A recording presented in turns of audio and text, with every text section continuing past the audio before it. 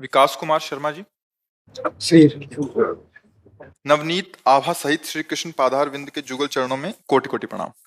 महाराज जी, राम कौन है, मैं कौन हूँ, मेरा क्या कर्तव्य है, मैं शांति को कैसे प्राप्त कर सकता हूँ, उद्वेग क्यों आते हैं, कर्म क्या है, बंधन क्या है, मोक्ष क्या है, ब्रह्म एक है या अनेक है, वो क्या है जिसको जानने के बाद कुछ भी जानना शेष नहीं रह जाता, परम तत्व को प्राप्त करने की विधि क्या है। वैसे महाराज जी पूरा पेज है आगे, अभी तो इतना ही पड़ा है।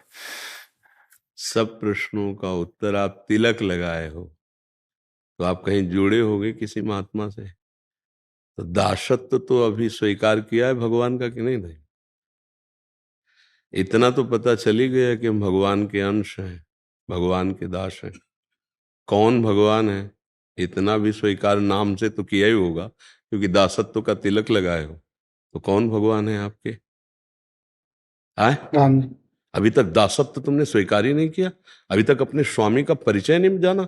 और आप उसके विषय में, स्वामी के संबंध के विषय में प्रश्न नहीं किया जाता, स्वामी की रस चर्चा के विषय में।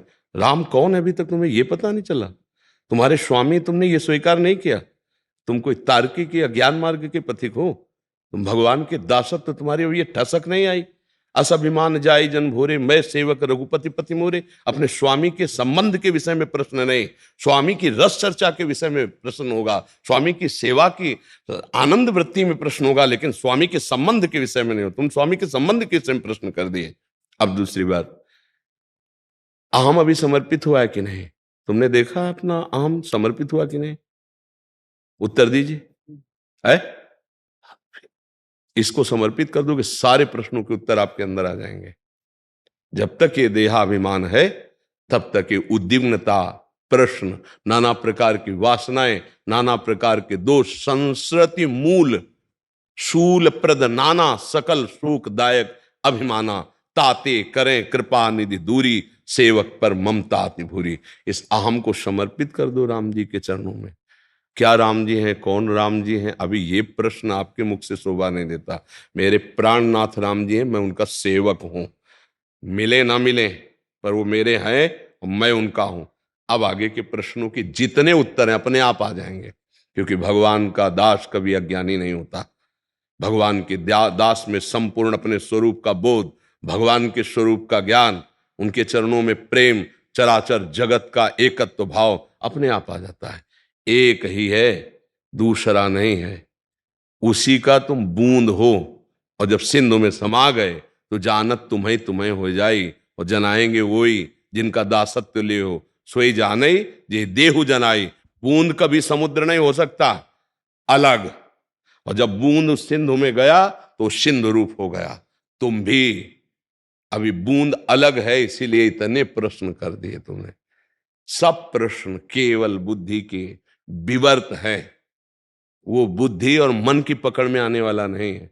राम अतर्क बुद्धि मन बानी, मति हमारे या सुनो भवानी। क्या करें? श्रद्धा और विश्वास के द्वारा हम भगवान को स्वीकार करते हैं कि मेरे स्वामी हैं, और जो गुरु जी ने नाम दिया, मंत्र दिया, उसका निरंतर जप करते हैं। और जो निषेध किया, ये नहीं करना, प्राण निकल जाए, वो कभी नहीं करेंगे। अभी हर प्रश्न का उत्तर आ जाएगा, कोई प्रश्न नहीं रह जाएगा। ये जितने भी प्रश्न हैं ये सब बुद्धि के विवर्त हैं, ये परते हैं, इनमें कोई दम नहीं है, इनसे कुछ नहीं हासिल होने वाला। राम राम राम राम राम राम राम, सिया राम सिया राम सिया राम सिया राम, हर उत्तर आ जाएगा। राम राम राम जी जोलो तू न जपी है, तोलो तू कहूं जाए तिहू ताप तपी। आखिर में कहते छूटवे के जतन विशेष बांधे जाएगो, होए है विष भोजन जो सुधा सान खाएगो। अभी तुम्हें यह समझ में नहीं आया, जासु नाम भव भेषज हरन घोर त्रिशूल, तीनों तापों का समन करने वाला तुम्हें नाम मिल गया है। राम राम राम हर समय चल। वो मेरे प्राणनाथ हो, मेरे स्वामी हैं, उनके विषय में प्रश्न नहीं करना। वो कौन है तुम्हें बताने की जरूरत नहीं, तुम उनके दासत्व भाव से। ये बच्चा केवल कमी इसलिए कि अहम नहीं समर्पित हुआ, इसलिए। सब प्रश्नों का समाधान, जिसके जानने के बाद कुछ जानना बाकी नहीं रहता, वो मेरा प्रीतम है, वही मेरा अंशी है। उसी का नाम तुम्हें मिल गया है, उसी में सब कुछ समाया हुआ है। जितना जितना जपोगे संयम से युक्त होकर, उतने ज्ञान प्रकाशित होता चला जाएगा। नहीं तो क्यों का कभी उत्तर पूर्ण नहीं होता। ऐसा तो फिर क्यों, ऐसा तो फिर क्यों।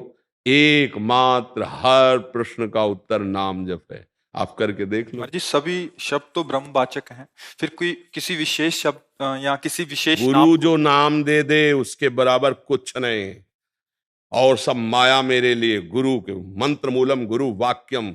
अगर गुरु ने कह दिया राम, तो इसके आगे जबान नहीं निकलेगी कुछ, वही आजीवन चलेगा। ये वो मार्ग है।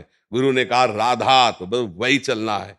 भगवान के अनंत नाम हैं, अनंत लीलाएं हैं, रूप हरि अनंत, हरि कथा अनंता। इसीलिए गुरु का मेडिकल स्टोर है भगवान। सब शास्त्र उनके परिचय बताने वाले ग्रंथ, सब मेडिकल स्टोर। गुरु सदवैद्य, उससे निकाल के जो दवा दे दी उसी से तुम्हारा काम चलेगा। ये नहीं देखना कोई बहुत विटामिन वाली पी ले, मर सकते हो। डॉक्टर चयन करके जो दवा लिखे वही मेडिकल स्टोर वाले नहीं है, तो सब दवाई ही, सब खा लोगे थोड़ी, उससे उस काम बन जाएगा। तो है भगवान के सब नाम, भगवान के सब रूप, भगवान के सब सिद्धांत, भगवान के सब मार्ग। जो जिस गुरु का वर्ण किया, जो नाम दिया, आजीवन उस पर समर्पित हो जाए, तब बात बनती है बच्चा। नाम जप करो, अच्छे आचरण करो, और गुरुजनों के आश्रित रहो, अहंकार को समर्पित कर दो। सब ज्ञान आप में ही भरा हुआ है। जहां आप हैं वहीं राम जी हैं, जहां राम जी हैं वहीं आप हैं।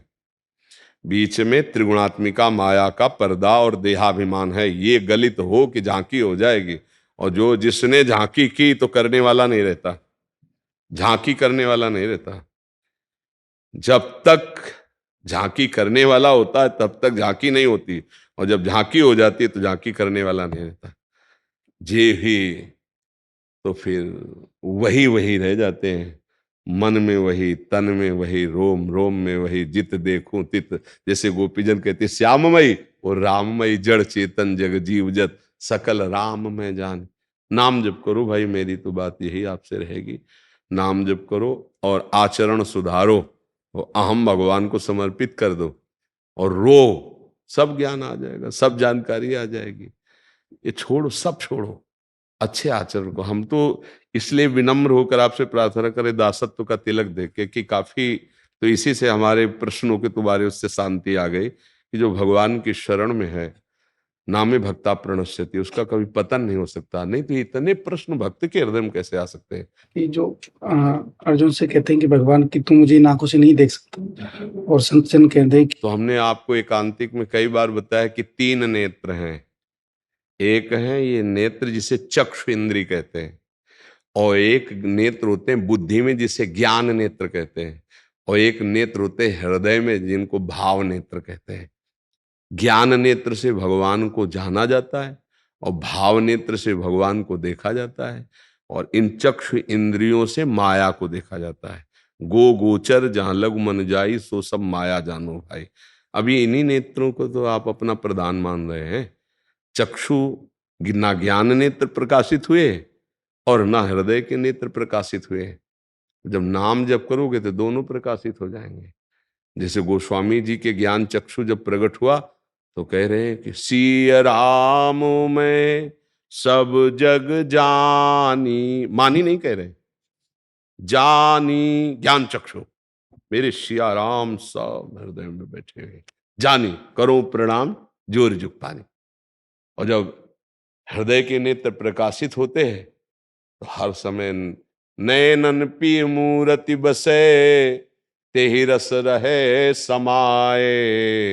ये लक्षण सुनि प्रेम के, और न कछु सुहाए, और न कछु सुहाए।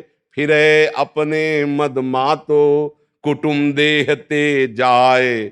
छूट सब ही विधि ना तो। वो प्रेम बावरा न शरीर की शुद्धि, हाँ वो केवल जिधर देखता है अपने प्रीतम दिखाई देते हैं, ये भाव नेत्रों में। तो बच्चा अभी तो ये नेत्र केवल काम कर रहे हैं, 2 नेत्र तो खुले नहीं। अब साधन भजन के द्वारा भगवान की कृपा से वो चक्षु खुले तो तुम्हें दिखाई दे। इन नेत्रों से, पार्थिव नेत्रों से केवल माया रचित 3 गुणों की बात देख सकते हो। सतोगुण, रजोगुण, तमोगुण रचित इस सृष्टि, इसके अंदर बैठे पर ब्रह्म को देखने की क्षमता इनमें नहीं। वो नेत्र भगवान की कृपा से मिलते हैं। और कृपा मन कर्म वचन छाण चतुराई, तो भजत कृपा करी है रघुराई। मन से, वचन से, कर्म से ये चालाकी, चतुरता, कपट छोड़ दो, अपनी बुद्धिमत्ता छोड़ दो और नाम जप करो, अभी सब समझ में आ जाएगा। बहुत बुद्धि से परेशानी पैदा हो जाती है। आप समझ पाए? कोई प्रश्न है? प्रश्न तो ये, जैसे संत कहते हैं कि उनके साथ में खेलते हैं, तो फिर वो उनके तो पार्थिव नेत्र ही रहते हैं उसमें। अभी आप नहीं समझे। ये जैसे ये नेत्र है ना, और ज्ञान नेत्र प्रकाशित होते हैं तो यहाँ थोड़ी खुल जाते हैं, यहाँ थोड़ी खुल जाते हैं, इसी में हो जाते हैं, पावर आ जाता है। जैसे आपने कथा सुनी होगी कभी महाराज पृथु की। पृथु जी कह रहे हैं भगवान मुझे वरदान दो कि 10,000 कान हो जाए। तो भैया 10,000 कान में तो पूरे शरीर में 10,000 कान हो जाएंगे? नहीं, 10,000 कानों की श्रवण शक्ति बढ़ जाए, हमारे कानों की क्षमता हो जाए 10,000 कानों वाली। तो इन नेत्रों में जब ज्ञान चक्षु प्रकाशित होते हैं बुद्धि में, तो इन्हीं नेत्र, ये तो केवल पर्दा है, जैसे हम बंद कर लिया तो क्या हमको दिखाई नहीं दे रहा क्या? आप देखो तुम्हारे चिंतन में वस्तु व्यक्ति स्थान आता है कि नहीं आता? तो चक्षुरेंद्रिय थोड़ी बंद हो गई, ये बाहर ढक्कन लग गया इसमें। जैसे कान हम बंद कर लें ऊपर से तो श्रवणेंद्रिय बंद हो गई क्या? वो अंदर की बात सब सुन रही कि नहीं सुन रही है? बातें हो रही हैं, अंदर की बातें देख रहे हैं, सुन रहे हैं। भाई बाहर से बंद कर लेने से थोड़ी बंद हो जाता है, अंदर से चालू। ऐसे ही जब ज्ञान नेत्र प्रकाशित होते हैं तो ये पर्दा यही रहता है, वो सर्वम खलमिदम ब्रह्म। जब भाव नेत्र जागृत होता है तो सब जगह अपने प्रभु को, सियाराम को, राधे श्याम को देखता है इन्हीं नेत्रों से। इन्हीं नयनन सब सुख देख है, अपनो जन्म सुफल करी लेख है। अब कहने को यही नेत्र है, लेकिन पावर इसमें दूसरा आ गया। महाराज जी सूरदास जी कितने असंख्य पदों का। हाँ, और पद ही नहीं। एक बार तो ऐसा हुआ कि सूरदास जी के नेत्र है कि नहीं है, इस बात पे संशय हो गया, क्योंकि श्रीनाथ जी का जो श्रृंगार होता वैसे ही वो वर्णन करते।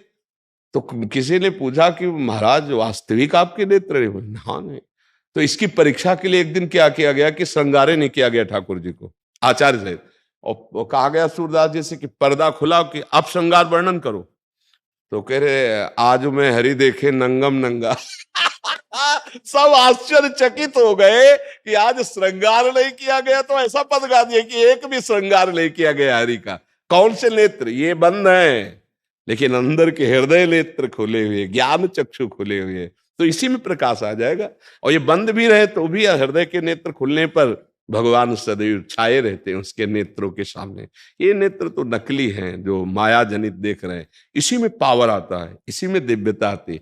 जैसे वाणी तो यही रहती है, मूर्ख की भी और ज्ञानी की भी। अब ज्ञान जागृत हो गया तो वाणी में सरस्वती बैठ गई, वो अज्ञानी है तो सीधे शब्द ही नहीं निकल रहे हैं।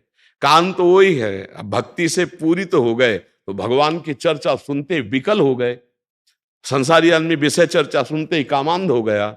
अंतर तो यही है, श्रवणेन्द्रिय भगवतमय हो गए, नेत्र भगवतमय हो गए, पार्थिव थोड़ी रह जाते। फिर समझ पाए आप? अभी हमारा शरीर पांच भौतिक है, जब भजन करते करते तो भी भगवान के साथ खेलने के लिए इसी शरीर के अंदर एक भाव देह मिलता है। तो आलिंगन तो इधर करते नजर आ रहे हैं, लेकिन अब वो पांच भौतिक नहीं है। वो चिदानंद भगवान का आलिंगन चिदानंद भाव से होता है, पांच भौतिक शरीर से नहीं। तो आलिंगन तो ऐसे करते दिखाई देगा तुम्हें, लेकिन वो ये शरीर नहीं है, उसके अंदर चिदानंद तत्व। या रहस्य रघुनाथ कर बेग न जाने कोई, और जो जाने रघुपति कृपा तो सपने मोहन। भजन करो, ठीक है जी।